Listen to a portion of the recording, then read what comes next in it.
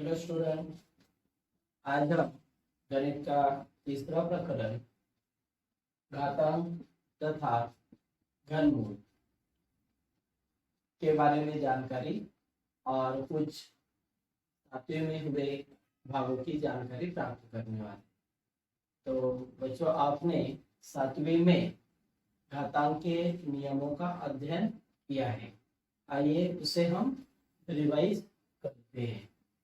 तो घातांक के नियम।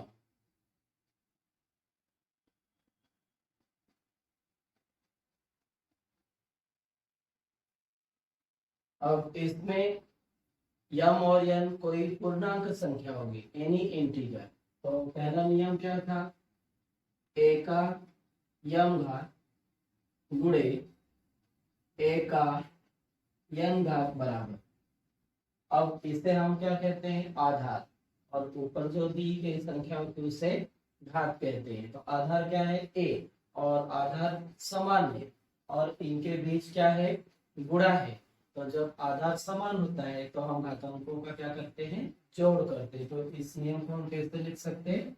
ए का यम प्लस यन, मतलब इन दोनों को क्या करेंगे? हम यहाँ पे जोड़ सकते हैं। जैसे उदाहरण 5 का तीसरा घात गुणे 5 का चौथा घात। अब देखिए आधार कितना है? 5 है। घातांक 3 और 4 है। बीच में क्या है? गुणा है। गुणा है तो घातांकों का क्या होगा? जोड़ होगा। तो हम यहाँ पे क्या लिख सकते हैं? 5 का 3 प्लस 4। तो डायरेक्ट भी लिख सकते हैं हम कि 5 का 7वां घात। तो इस नियम को याद रखना है आपको। ये 7वें में हो चुका है। उसके बाद ए का यम घात भाग ए का यन घात। और यदि यम क्या होगा? यन से बड़ा होगा, तब हम क्या करेंगे? ए का यम माइनस यन घात। तब जब यम जो होगा वो यन से क्या होगा? बड़ा होगा। तो हम इस तरह से लिख सकते हैं। मतलब भाग होने पर घातांकों का क्या होता है? घटाना होता है। इसका उदाहरण 1/3 का 5वां घात भागे 1/3 का दूसरा घात। तो आधार 1/3 1/3 घात 5 और 2 है। तो आधार क्या है? यहाँ पर एक जैसा है, समान है। और बीच में क्या है? भाग है। तो भाग हुआ तो हम क्या करेंगे? इनको घटा देंगे। अब यहाँ पे पहली संख्या क्या है? बड़ी है। तो इसलिए हम यम में से यम घटाएंगे। मतलब ये यम बड़ा होगा तो इस तरह से लिखा जाएगा। क्या आएगा उत्तर? 1/3 का 5 में से 2 घटा के 1/3 का तीसरा घात। उसके बाद तीसरा नियम ए का यम और बाहर यन। इससे हम आगे पीछे क्रमांक दे सकते हैं। जो भी नियम है आपका सात्विक हो सकता है ये लास्ट में आया हो। तो नियम हम देख रहे हैं यहाँ पे।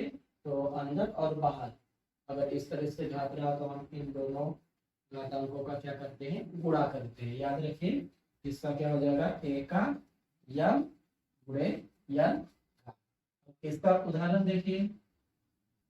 जैसे अंदर है 10 का दूसरा घात, तो 10 का वर्ग। 2 घात रहा तो उसे वर्ग पढ़ते, तो 10 का वर्ग। और बाहर 5 घात है। तो इस 2 और ये बाहर के 5 का क्या होगा? गुणा होके क्या बन जाएगा? देखिए 10 और 2 बचे 10, मतलब 10 का।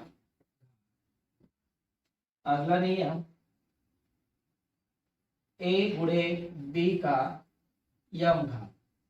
अब यहाँ पे गुणा है, बाहर घात है। तो हम इनको अलग अलग घात के तौर पे लिख सकते हैं। जैसे ए का यम घात गुणे बी का यम घात। इसका उदाहरण कैसे लिख सकते हैं हम लोग? 3 गुणे मान लीजिए 7 का यहाँ पे वर्ग है। तो इनको हम अलग अलग दिखा सकते हैं। अलग अलग कैसे होगा? 3 का वर्ग गुणे 7 का वर्ग, इस तरह से लिख सकते हैं। उसी प्रकार यदि भाग होगा, भाग मतलब a/b के स्वरूप में, और यहाँ पे घात होगा यम। तो इसी तरह से हम इन्हें भी अलग अलग लिख सकते हैं, ए का यमवा घात और बी का यम घात। इसका उदाहरण बना सकते हैं हम लोग 5/6 और यहाँ पे दिया है मान लीजिए 4 घात, तो हम इसे 5 का चौथा घात बटे 6 का चौथा घात अलग अलग से घात दिखा सकते हैं। है ना, याद आ रहा है आपको कि ये सब हमने सातवीं में किए हैं? नहीं याद आ रहा होगा तो रिवाइज करिए, देखिए। उसके बाद किसी भी संख्या का 0 घात, किसी भी संख्या का 0 घात क्या होता है? 1 होता है। कितना? 1 होता है। अब इसका उदाहरण हम कोई भी ले सकते हैं, जैसे 5 का 0 घात भी क्या होगा? 1 होगा। किसी ने 100 का 0 घात भी आपको पूछा तो भी उत्तर क्या होगा? 1 होगा। तो याद रखना है, किसी भी धन पूर्णांक संख्या होगी उसका अगर घात 0 होगा तो उसका उत्तर हम लोग क्या लिखेंगे?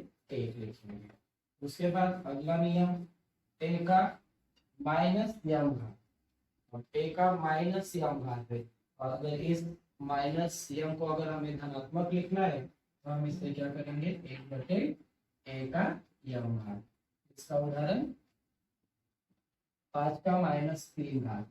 देखिए घात अगर यदि हमें ऋणात्मक में नहीं चाहिए, जैसे ये 5 का -3 है, तो अगर हमें घात -3 चाहिए उसे धन करना पड़ता है। तो धन करने के लिए क्या करना पड़ेगा? हमें 1/5 का तीसरा घात इस तरह से लिखना होगा। और एक नियम देखते हैं, a/b और यहाँ पे मान लीजिए -m है और इसे हमें धन लिखना होगा, तो हम ये जो पूर्णांक है a/b उसे हम क्या करेंगे? जो ये a/b तो रिवर्स कर देंगे तो क्या आ जाएगा? ये b/a और ये संख्या हो जाएगी धनात्मक। इसका उदाहरण 9/4 का -2 घात। अब इसे अगर हमें धन करना है तो क्या लिखना पड़ेगा? हमें 4/9, इसे ऊपर नीचे करना है 4/9 और उसका कितना घात आ जाएगा? धन, मतलब दूसरा घात। तो ये हम सातवीं में पढ़ चुके हैं। तो हम आगे का टॉपिक अगली वीडियो में